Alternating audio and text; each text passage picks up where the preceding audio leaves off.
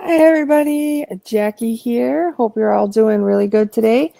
Jackie Schwab, I'm your reluctant ringmaster, broadcasting live today from the not so sunny and super duper cold Caregiving Circus in Milwaukee, Wisconsin. To all of you replay users, good morning, good afternoon, or good evening, and welcome to our live viewers as well. And so today, as with most days, I'm here trying to help other family caregivers and parents figure out how to find fun and meaning in their crazy caregiving journeys. So today's topic is about trying not to feel so ripped off, right? You ever feel like you just got ripped off? That, you have all these extra things to take care of, and your child's got extra stuff, or your mom has extra needs, and all of a sudden all the fun has just dripped out of your life.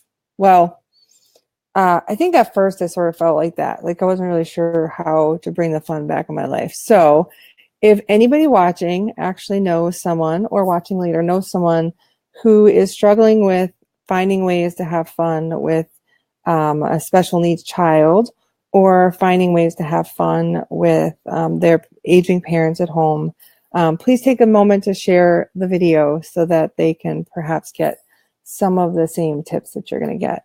Good morning, Vicki. It's nice to see you. Thanks for coming in. So here's the deal, right? Girls just want to have fun, right? I love Cyndi Lauper in the 80s. I was going to sing it for you. I was like, we just wanna, but I have a terrible singing voice, so that's all you're going to get.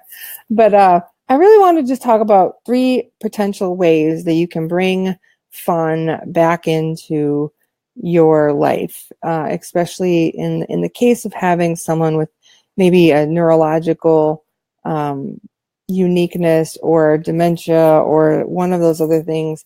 Now, of course, these aren't going to work for everyone, but I'm hoping that at least one of them will work for you, right? So what is the first one? So the first one was funny because I just did it, but it's songs.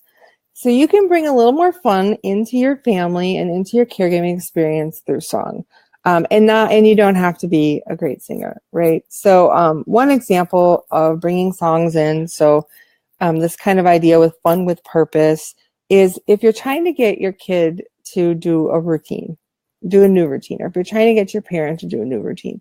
So one of the ones we have around here that drives everyone crazy, but it works, is when they get up in the morning, I sing, it's time to get up, it's time to get up, it's time to get up for school, it's time to get up, it's time to get up, it's time to get up for school, and a couple more verses, and I welcome you to mommy land. And they're irritated, and at the end they're smiling, right? So if you're trying to reinforce routine and you're tired of nagging all the time, do it in song, even if you have a terrible voice. Another one is fun with purpose, especially if you have little folks. But even again, if you're trying to, stave off some of the late stages of dementia, or you're trying to keep people's minds fresh, is all those songs you learned as a kid, right? That are like body parts, and they're teaching you about your body. So like head, shoulders, knees and toes, knees and toes. First of all, you're moving. Second of all, you're learning something. And third, it's way less boring than like, hey, let's look at a flashcard with a nose on it. What is that? It's a nose. Trust me, we've had our share of nose flashcards. So first, song. So second idea that you can try, if you would like, is adapting card games. Oh, thanks, Vicki. Yeah, song is cards. So I found this one to be one I really, really, really wanted to try to do, because when I was growing up, card games were a huge part of what we did, right? We played Canasta, we played Uno, we played Skibble, we played all these cards. And then it was really hard for my younger kids and for my daughter, with my autistic daughter, to kind of get it. And so I had to figure out a way to still bring fun into the game, but allow them to play and have it make fun. So one way is you can adapt existing card games. So if you take the game of Uno and pull out all of the special cards, like the skip, the reverse, all that stuff, just have a regular set of Uno, just the wild cards, not the draw 4, none of that stuff, or even the wild cards you can pull out, and it's a matching game, right? Now we're just matching numbers and colors, and the other kids can play too. And it's still sort of fun. It's not as fun as maybe it was before, but yeah, we got to learn to think differently in our lives, right? Then that's one of those things that you can do. And one of the things that we also do at our house, and not just with Zoe, but with our younger kids who weren't able to read just yet, we actually play card games with the cards actually face up. So we can all see it. Yes, I get it. And it's maybe not as fun, but it gives all of them a chance to play and interact together in what feels like kind of a normal setting, but they don't really know what the cards are. You're going to have to help them. So you got to think about it. Is it about having fun or is it about winning? In our house, it's a lot more about having fun. So that's why it works for us. And then my last tip for today, which should be funny if anyone who knows me, because I don't really like to cook and at all. But my daughter Zoe does like to cook. So cooking as a way to have fun. And it's a fun with purpose, and it is a way to learn. And it's also something you can do with a parent at home.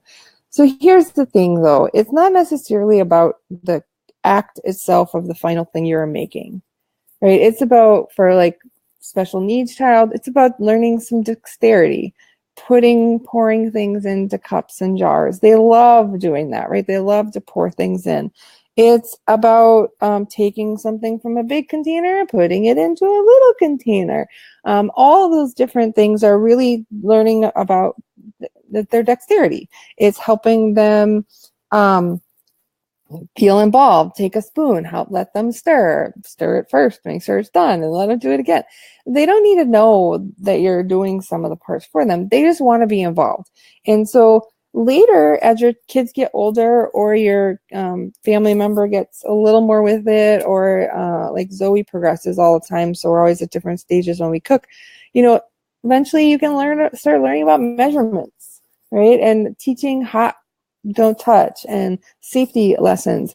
So it's really trying to figure out ways to take your everyday life and tweak it just a little bit to make it more fun, and tweak it just a little bit to help that person that you really love and that you're trying to engage with you to also have a really good time. And I can't think of any other way to live anyway. I mean, girl just wants to have fun, right? It's all about the fun. And it doesn't have to be just because you have a special needs kid. I would challenge you to bring a little more fun in your life, peeps. Just bring a little bit more fun in. Everyday stuff doesn't have to suck. Laundry doesn't have to suck. Make up a weird laundry song. Cooking doesn't have to suck. Make up a song. Bring someone in to be involved. But bring a little fun into your life. So it's my circus, and they're my monkeys, guys. Thank you so much for coming by. Please go over to our Patreon page at caregivingcircus.com/Patreon and help support our broadcast. Thank you so much. Talk to you tomorrow at 9 a.m. Central Standard Time and back here at the Caregiving Circus. Bye.